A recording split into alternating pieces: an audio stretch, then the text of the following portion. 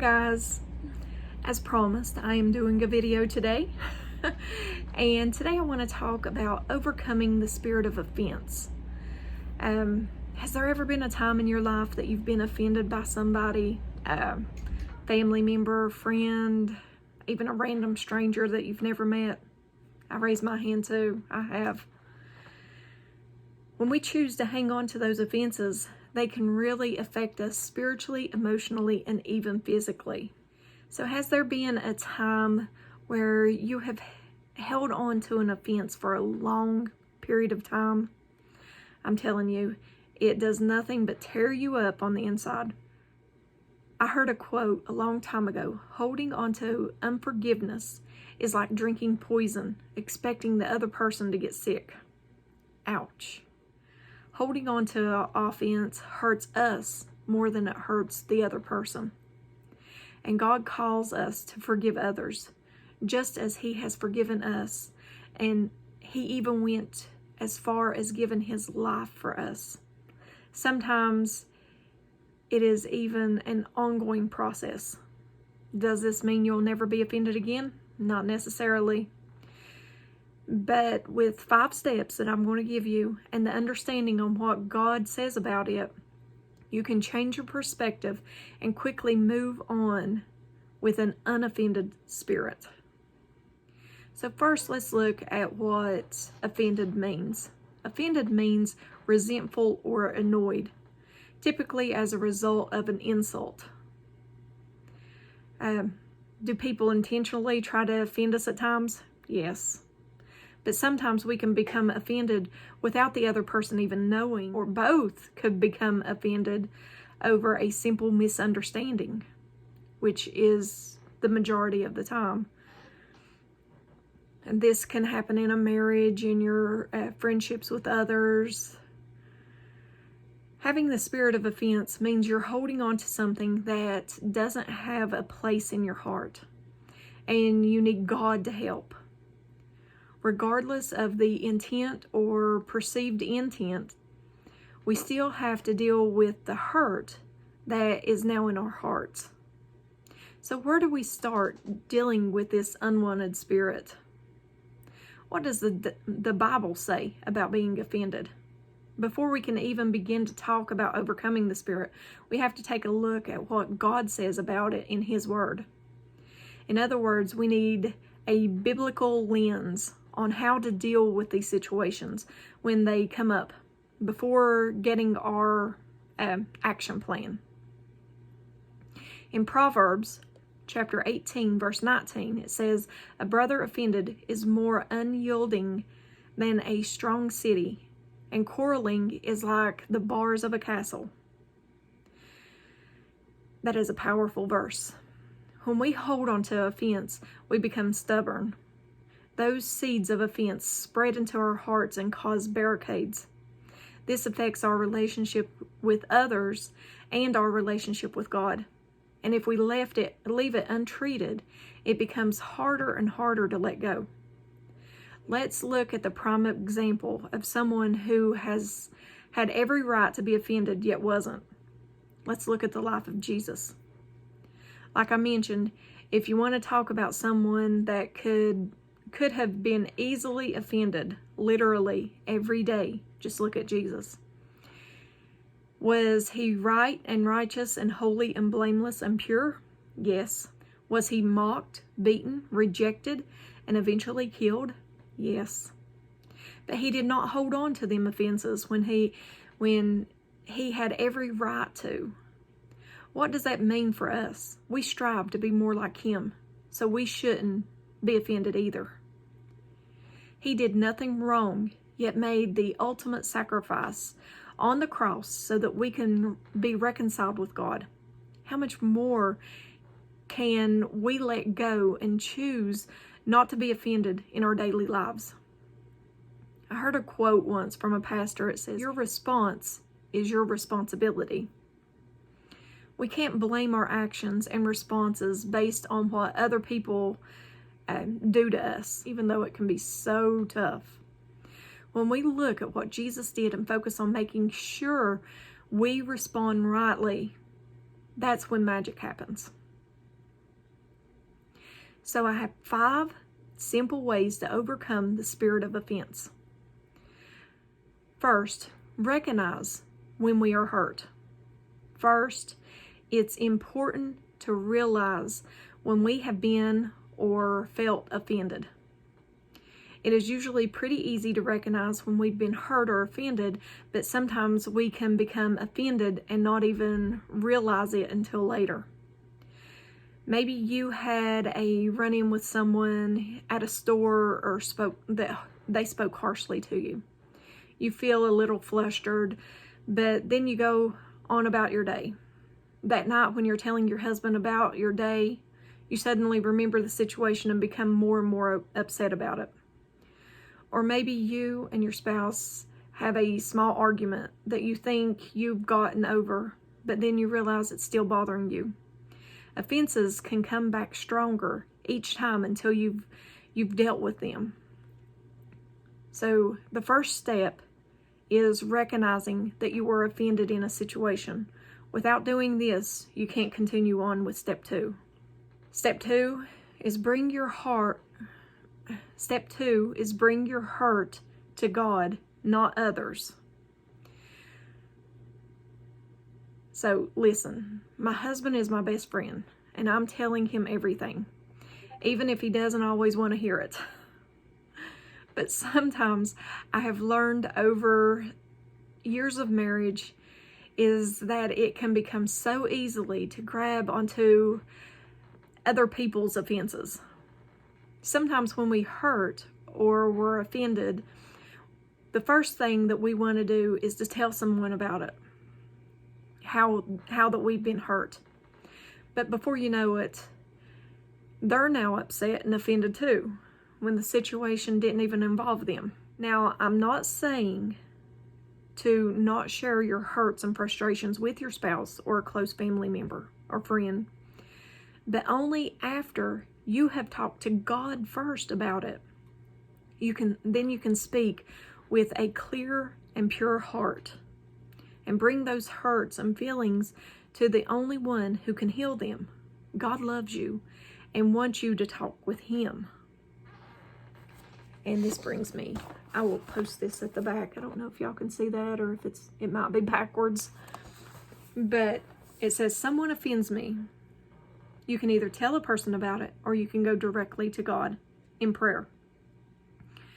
Okay, if you tell someone about it, these are the effects. The listeners begin to think less of my offender. They join me in speaking negatively about my offender. And I have succeeded in causing others to sin, creating division in relationships, making myself more upset by rehasting the details over and over, and directly, knowingly, and willfully disobeying God's word, by reacting according to my flesh rather than submitting to the Spirit. These are the bad things. These are the good things. I will post this at the end. Or you can go directly to God in prayer. He listens to me and gives me His better perspective. I feel peace. The need to vent to others is gone. And I have honored God by valuing unity over the very temporary pleasure of gossiping and gaining sympathy from others. It's a good thing to remember. Okay, so that brings me to step 3. Forgive the other person. It's the simplest yet toughest part of this journey, forgiveness. It's much easier said than done, right? Well, when we see the other person through the lens of Christ, it becomes easier to forgive and think about the big picture here. We are called to love just as God loves us, and that includes forgiving those who have wronged us. That doesn't mean that the relationship will always remain the same after, in a friendship, or if the other person isn't willing to reconcile. But God calls us to do our part to reconcile that relationship. Romans chapter 12, verse 18 says, if it is possible, as far as it depends on you, live in peace with everyone. If it is a situation where you don't necessarily know the other person or have a relationship with them, you can still forgive. You don't have to go to the person to forgive.